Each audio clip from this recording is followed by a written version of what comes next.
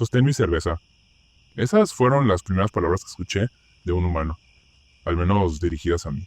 Pronto, encontré una lata de aluminio en mi mano, y un hombre humano corriendo a toda velocidad hacia lo que llamaban una fogata.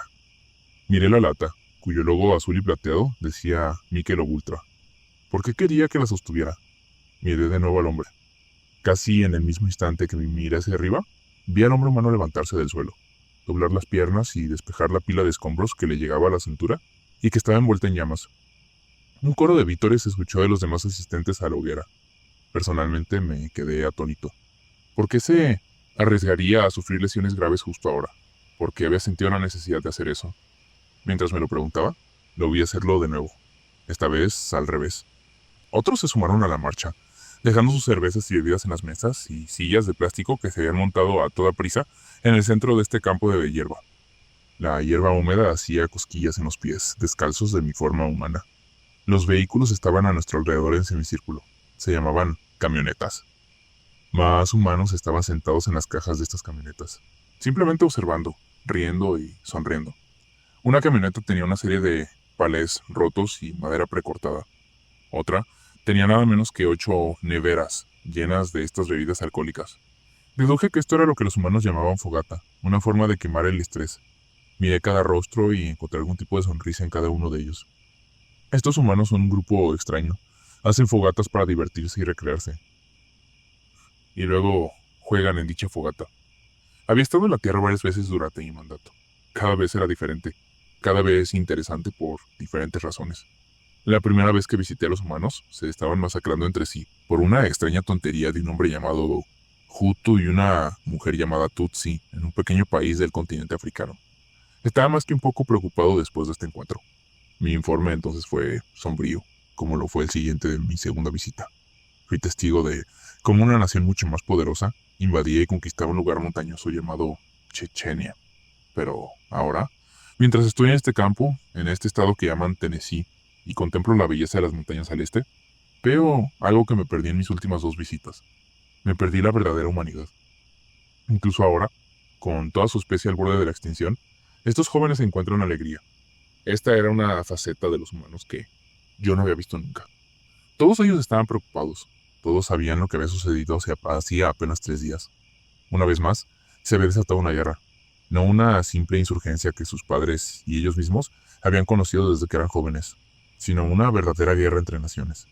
El oso contra el águila, como lo había expresado su Internet. Esta guerra estaba a una escalada de la aniquilación, de la extinción humana. Y sin embargo, vi como un humano macho no logró limpiar los escombros y cayó en las furiosas llamas. Luego vi cómo rodaba y mientras reía, lo rociaron con cerveza. No le dieron atención médica, solo cerveza. El humano, que había caído, se puso de pie y soltó un grito victorioso, con el puño en el aire. Este mismo humano pronto se encontraría en combate, a pocas semanas de este momento. Mientras veía este puño en alto cerrarse sobre una nueva lata, observé sus ojos. Me pregunté si este humano sabía a qué se iba a enfrentar, si sabía los horrores a los que se enfrentaría. Esos pensamientos estarían en mi mente. Serían mis únicos pensamientos, demonios. Serían los únicos pensamientos que tendría cualquiera de los Gitu.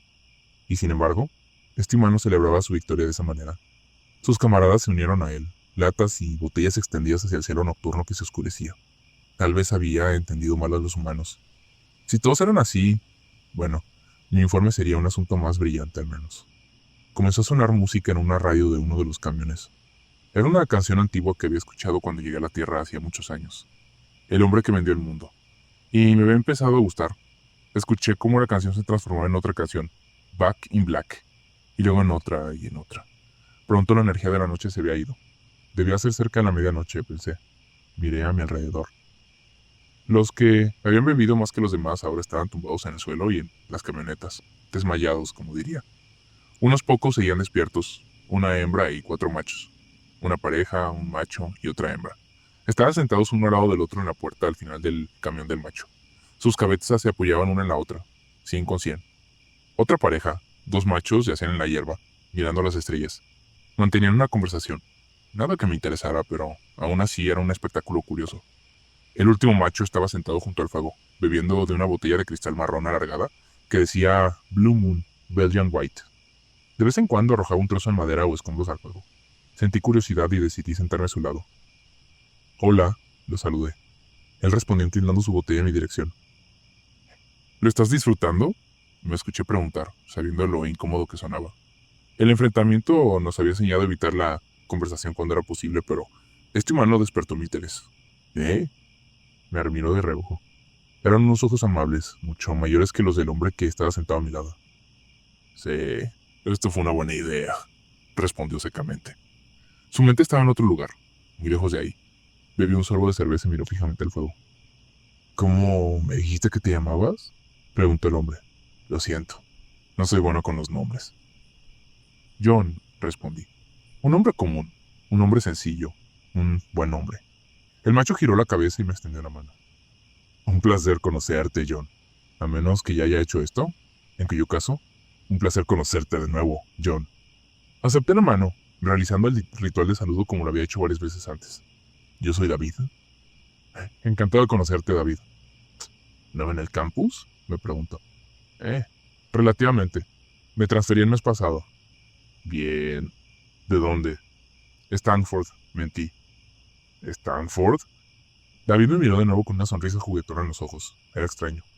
¿Dejaste Stanford para venir a la UTC aquí en el maldito Tennessee? Supongo que sí, respondí con seguridad. Ciñete a tu historia. Ten siempre confianza. Recuerda integrarte. Mi entrenamiento me rascó la nuca.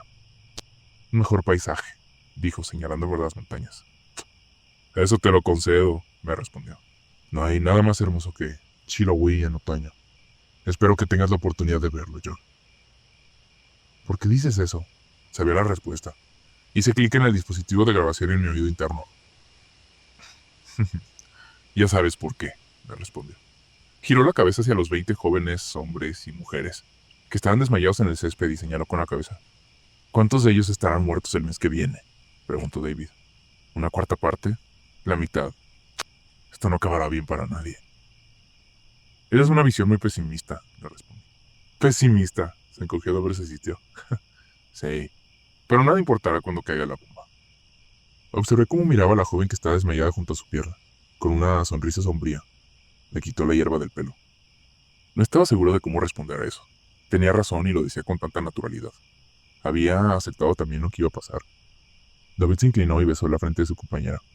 ¿Crees que haya extraterrestres allá afuera? Me preguntó. Mantuve mi rostro impasible mientras respondía. Parecería imposible que no lo haya, le dije. Era una pregunta que había escuchado tantas veces que la respuesta era automática. Me miró de nuevo. ¿Por qué crees que no nos oímos o nos vemos? Lo miré. Toda su actitud había cambiado. Esta pregunta era importante para él. Siguió. Quiero decir, tal vez se suicidan antes de llegar a las estrellas. Tal vez no avanzan lo suficiente rápido. Tal vez. Sacudió la cabeza y bebió un sorbo de cerveza. Tal vez sean como los humanos, sugerí. Exactamente, me respondió. Observé mientras envolvía suavemente el cabello de la mujer entre sus dedos. De repente, sonó un timbre. La radio del camión. 3 zumbidos distintos seguidos de un tono largo. Me pregunté qué significaba, pero supe que no era bueno por el lenguaje corporal de los humanos. Una voz robótica crepitó a través de los altavoces. Esta es una emergencia nacional. El siguiente mensaje ha sido transmitido a petición del gobierno de los Estados Unidos. David se mordió el labio y bajó la cabeza. Los dos hombres se tomaron de las manos y la pareja del camión se abrazó. Esto no es una prueba. Se está produciendo un ataque nuclear contra los Estados Unidos. Se ha avistado una gran cantidad de misiles nucleares que se dirigen al territorio continental de los Estados Unidos. Se espera que estos misiles impacten en los próximos 20 minutos. Se recomienda a todos los ciudadanos que busquen refugio de inmediato. Estén atentos a un mensaje del presidente de los Estados Unidos. David levantó la cabeza. ¿Sabes cuál era el sueño de mi vida? Preguntó, sin que nadie lo viera. Se oyó un rugido sordo. Miré hacia el oeste y varios misiles ascendían a la atmósfera. Quería ver la Tierra desde el espacio y estrecharle la mano a un extraterrestre. Le miré a los ojos. Cuando era niño, de unos 5 años, mis abuelos me llevaron a Florida. Mientras estábamos ahí, pude ver el lanzamiento del transbordador espacial y recuerdo que pensé, esto es increíble. Se rió. Desde entonces, estuve decidido a ir al espacio, a ver las estrellas como solo los dioses podían hacerlo. Juré ser el primer ser humano en conocer un extraterrestre en estrecharle la mano a un extraterrestre o enviar a un extraterrestre en mi vida. Porque nuestra historia no está en la Tierra. Nuestra historia está escrita en las estrellas. Suaves sollozos me rodearon mientras David hablaba, y sentí que era sincero. Consideré mi decisión. Eché las consecuencias. ¿Qué harías si te encontraras con un extraterrestre? Le pregunté. David sonrió a mi vez. Les daría la luna, dijo simplemente.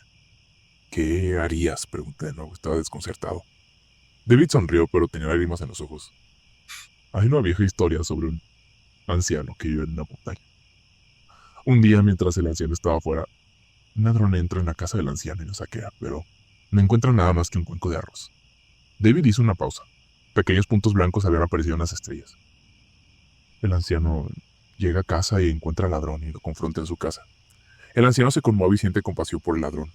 Se quita la túnica y se la regala al ladrón para que no se vaya con las manos vacías después de viajar tan lejos.